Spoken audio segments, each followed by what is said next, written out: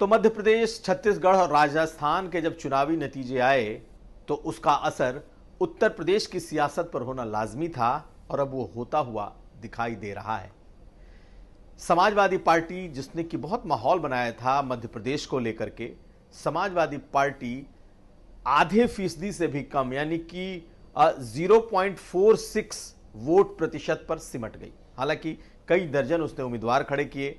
अखिलेश यादव ने कई सभाएं उत्तर प्रदेश की सीमा से जो सटे हुए इलाके हैं जहां उनके कैंडिडेट्स थे वहां अखिलेश यादव ने सभाएं की, डिंपल यादव ने सभाएं की।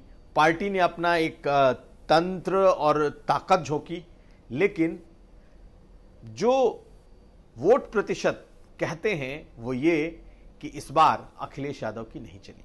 लेकिन थोड़ा सा अगर हम आपको इतिहास बताएं तो मुलायम सिंह के वक्त तकरीबन आधा दर्जन सीटें एक वक्त समाजवादी पार्टी जीती थी, 5% से ज्यादा उनका वोट प्रतिशत भी आया था। लेकिन इस बार अखिलेश यादव के जोर लगाने के बावजूद समाजवादी पार्टी आधे फीसदी से भी नीचे रह गई। हालांकि कांग्रेस पार्टी के साथ गठबंधन का उनका इरादा था जो कि बाद में सार्वजनिक हुआ, और वही ऐसा दौर था जब दोनों के बीच तल्खियां भी सामने आईं। यानी कि जब कमलनाथ ने गठबंधन में सीटें नहीं दी तब अखिलेश यादव ने किस तरीके से कांग्रेस पार्टी के खिलाफ जो बातें कही थी वो जग जाहिर है, वो छुपी नहीं है। लेकिन अगर हम मध्य प्रदेश की बात करें तो मध्य प्रदेश में बीएसपी बेहतर की है। हालांकि बीएसपी को कोई सीट नहीं मिली, लेकिन बीएसपी का जो वोट प्रतिशत है वो भी घटा है, लेकिन फिर भी वो 3.29 जो वोट प्रतिशत है वो बसपा बचाने में कामयाब रही है, लाने में कामयाब रही है। कुछ सीटों पर वो जीतते जीतते हार गई है, यानी कि फिलहाल तो उसे कोई सीट नहीं मिली। लेकिन वोट प्रतिशत के लिहाज से देखा जाए तो समाजवादी पार्टी उसके मुकाबले कहीं नहीं ठहरती। अब जरा हम लोग आंकड़ों को देख लें। बसपा 3.29 उसका वोट प्रतिशत है, एक भी सीट नहीं मिली है, लेकिन उसने तकरीबन 2 दर्जन स्थान पर कांग्रेस का खेल खराब कर दिया है। समाजवादी पार्टी को 0.46% वोट मिले हैं, उसने तकरीबन 3 से 4 जगहों पर कांग्रेस का खेल खराब कर दिया है।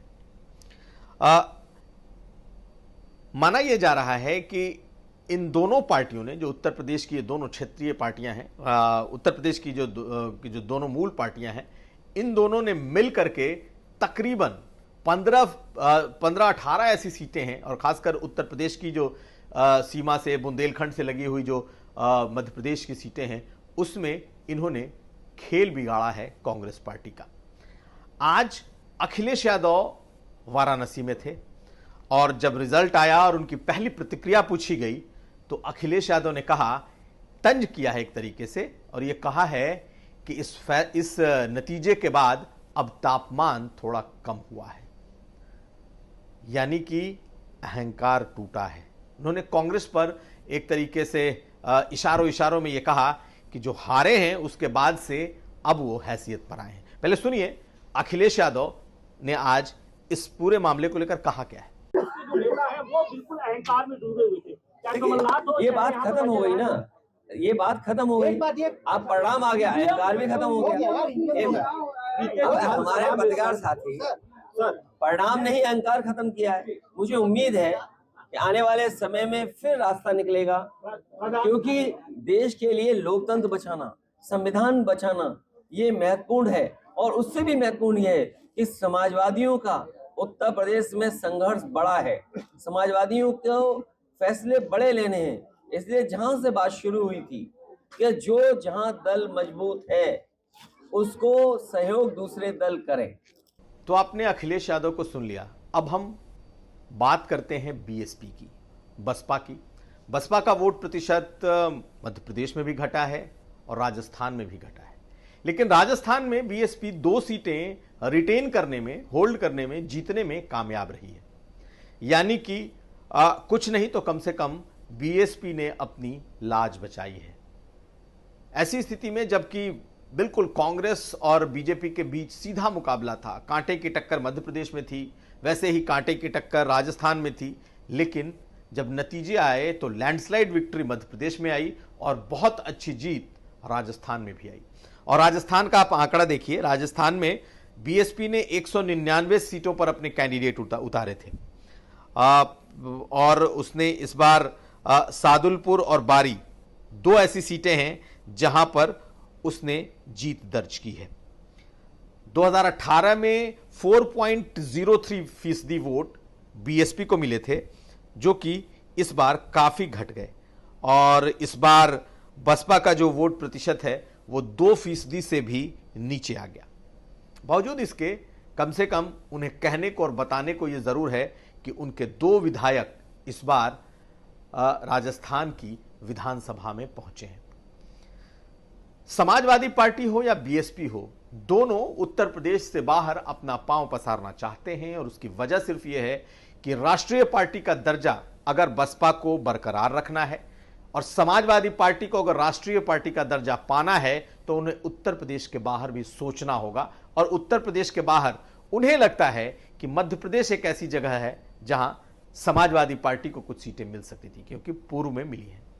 बसपा चाहे वो मध्य प्रदेश हो, चाहे राजस्थान हो, हरियाणा हो, यहां छत्तीसगढ़ हो, इन सभी राज्यों में बसपा पहले से लड़ती रही है और इस बार फिर लड़ी है।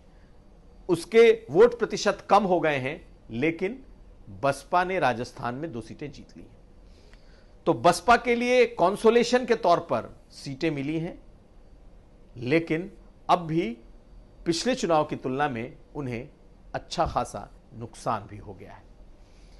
तो एक बात तो बिल्कुल साफ है कि इस चुनावी नतीजे से सपा तो नहीं ही खुश है, बसपा भी उतनी संतुष्ट नहीं है। और बीएसपी की बात हम इसलिए कह रहे हैं क्योंकि इस बार मायावती ने पहली बार एक तरीके से अपने विरासत को आगे बढ़ाने की कोशिश की थी। आकाश आनंद को उन्होंने कई राज्यों के प्रभारी बनाया था, जिसमें मध्य प्रदेश और राजस्थान भी है। और ऐसे में राजस्थान में 2 सीटें जीतना, पिछली बार 6 से घट करके ये 2 हो जाना, वोट परसेंट कम हो जाना, मध्य प्रदेश में सीटें न जीत पाना, ये तमाम ऐसी बातें हैं जिसने आकाश आनंद की रफ्तार में थोड़ी ब्रेक तो लगाई है।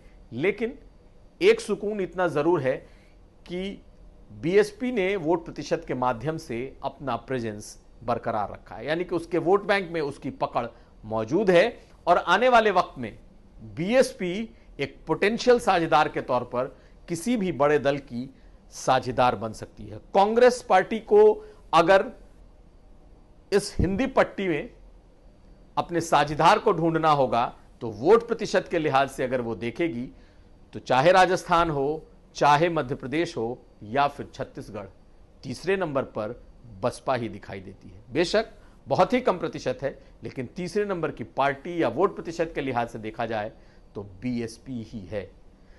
बीएसपी ने अपनी बैठक 10 दिसंबर को बुलाई है और उसमें आगे की रणनीति या फिर यूं कहें आगे के गठबंधन पर कुछ न कुछ विचार जरूर होगा जो दिखाई भी देगा। कुमार अभिषेक, चुनाव आज तक।